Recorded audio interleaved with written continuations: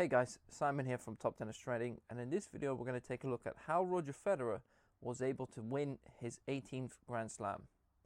Now heading into the final, Federer hadn't won a Grand Slam in almost 5 years, since Wimbledon 2012. He's also lost to Nadal in all the major finals they've played since the Wimbledon 2007 final, so 10 years. So the odds of Federer winning this match against probably his worst opponent were stacked heavily against him. So the fact that he was able to win this match, come through against possibly his greatest rival, and at 35 years of age, makes it extra special. But what exactly did Federer do to help him win this match? Now heading into the final, Nadal was a 9th seed and Federer was the 17th seed. Now there's nothing significant there. However, if you look back at the US Open 2002 final between Pete Sampras and Andre Agassi, Sampras hadn't won a major in over 2 years, and he won his 14th Grand Slam, and he was also seeded 17th. Now head-to-head going into the matchup was heavily in Nadal's favour, 23 wins for 11 to Federer. Now another important thing going into the final was the Grand Slam wins. So Nadal obviously on 14, Federer was on 17. So if Nadal wins this match, he catches up slightly to Federer. He's only then 2 behind. Whereas if Federer wins, he pulls away slightly from the rest of the pack. Now some of the key stats from the match that stand out for me: Federer hitting 20 aces compared to Nadal's 4. So Federer has won 5 games purely off aces, whereas Nadal has only won 1. Now if you were to criticize any part of Nadal's game in that final, you would say that the serve is probably the weakest part of his game overall. Now Federer's average first serve speed was 185, whereas Nadal was 177. So there Federer's got quite an edge in that department.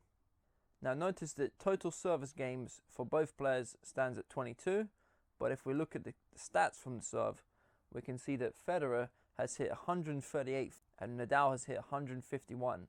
So Nadal's having to work extra hard compared to Federer to hold his service games because his service games are lasting longer.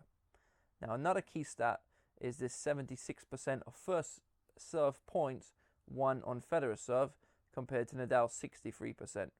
Now it's only a small margin, but that will make a huge difference over the course of a match, especially when we're talking about two of the possibly greatest players of all time.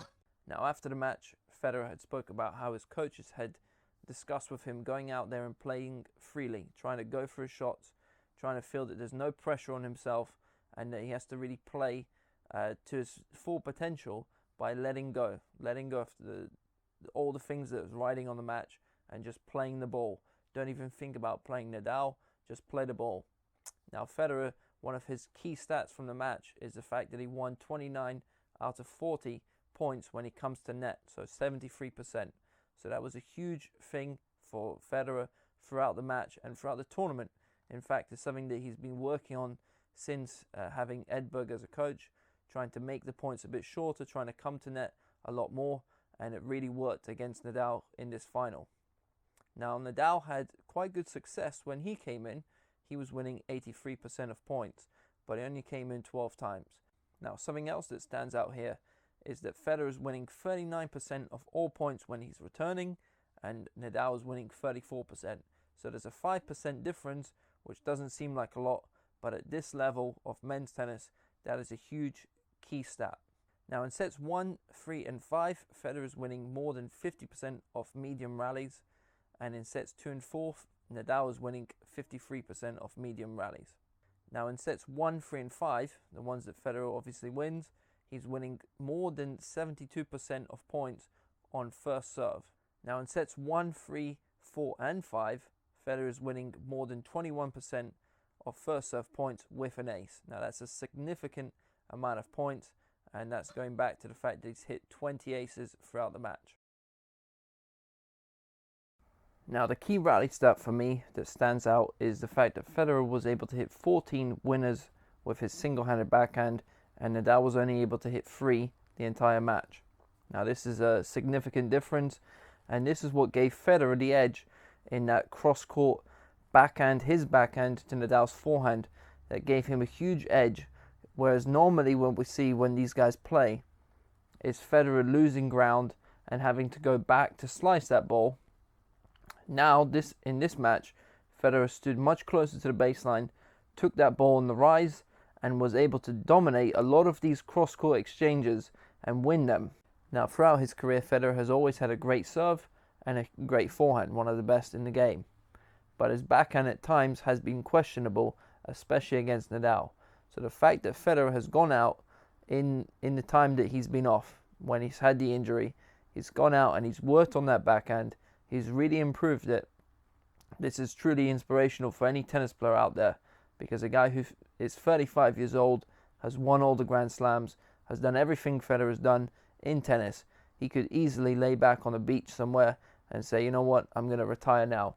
I've done everything that I need to do in tennis. I've done everything I wanted to do in tennis. But he went out there and he worked on his backhand. He made it from being quite a weakness against Nadal now into a real strength. This was the real key for the match, in my eyes, and this is something that you have to give credit to his coach, Ivan Ljubicic, because Ljubicic was one of the best single-handed backhand players during his generation. So here is Ivan Ljubicic's backhand in slow motion when he was still playing just a couple of years ago. So it's a really good stroke, and this is something that I'm sure he has helped Federer with, that single-handed backhand, making it more consistent and telling Federer that he has to go for it instead of relying on that slice.